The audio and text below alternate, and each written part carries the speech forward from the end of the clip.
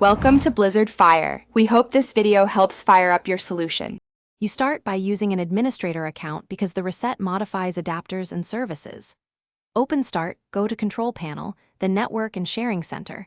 Click Change Adapter Settings on the left. Once done, make a quick note of adapter names and any static IP, DNS, or proxy entries so you can restore them if needed. This prevents accidental loss of custom settings.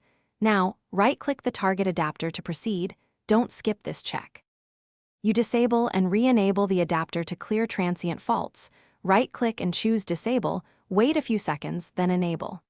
Next, open Command Prompt as Administrator. Type netch int IP reset and press Enter, then netch winsock reset.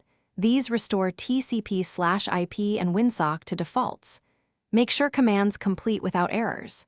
After that, restart the network location awareness and DHCP services, or simply reboot the PC so Windows reinitializes drivers and applies the reset cleanly. You verify results by running ipconfig/all to confirm you have an IP and correct DNS servers.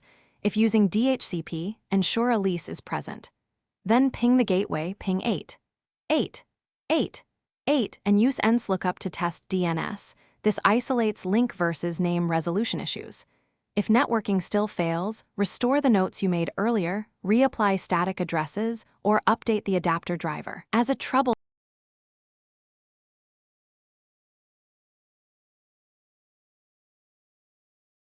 Thanks for watching. If you found this helpful, don't forget to like and subscribe.